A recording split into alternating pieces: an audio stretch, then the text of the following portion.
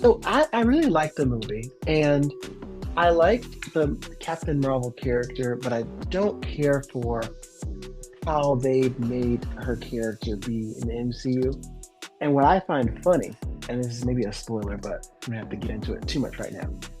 I find it funny that they keep taking every chance they get to have Brie Larson not be Captain Marvel. Like they just keep finding ways to where the more interesting parts of her existence are someone else. And I think this movie is evidence of that. Um, I don't care for the way that she was written. I don't care for her unsureness. Like I feel like in the comics, she's a boss. She's like Iron Man. She's like Captain America and Iron Man combined, with her leadership skills, ability to make rational decisions, and you know.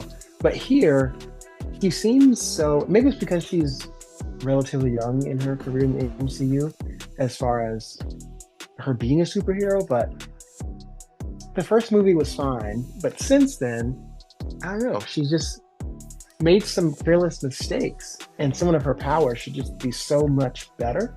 But because of her mistakes, just kind of, yeah.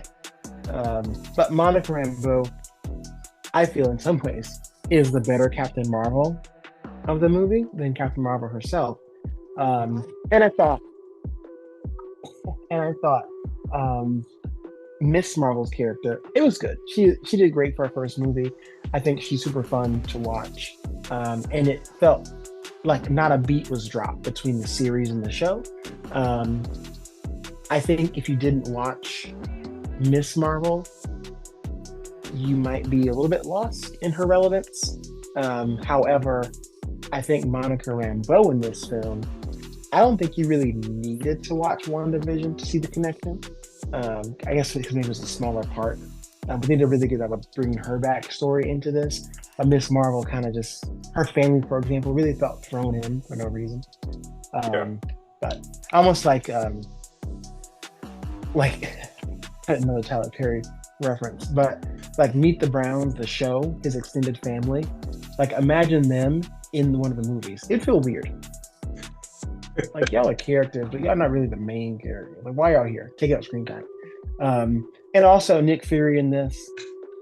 He was the Nick Fury we saw in Secret Invasion, and this Nick Fury, feel like different people. They are. I mean, But they shouldn't be. no, they shouldn't be. Especially in a series that's supposed to be heavily built on connectivity. Right. If anything, this movie made Secret Invasion feel even more irrelevant. Yeah. Like there are Especially, no consequences. We didn't even see his wife. yeah, she really doesn't matter.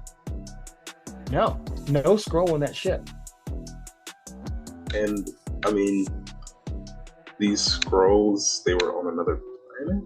We'll get into it. But Right. It's like why couldn't they just? Why were there some on Earth? And the series, it just needs to go away. Like Disney Plus should just delete Secret Invasion because the MCU makes more sense without it. yeah, um, it was really a waste of time. But as far as this film, I thought it was a good watch. Nothing that's amazing, but I think it's a good Mhm. watch. And I think Brie Larson as Captain Marvel is not exactly given the best direction. I mean, like you said, she No. does seem unsure of herself. She still seems like she's still in that baby stage of discovering who she is and what she is. Right. So she just acts on instincts and just goes at it. Um, really doesn't answer to anyone when you think about it. Yeah. Yes. I mean, she is very powerful. I mean, she can pretty much run through anything. But Right. But she has no loyalty, really. I mean, she's uh, loyal to the Nick Fury, kinda, but she ghosted him for 30 years. I mean, why does it take that long to go destroy the Supreme Intelligence? Right. And just sulk in the universe somewhere. Like, we get no explanation still for where the heck were you? What were you? You were just ashamed? And even for Monica forgave very quickly and just said, that's not what families do. No. That's not what people do. That's not what heroes do.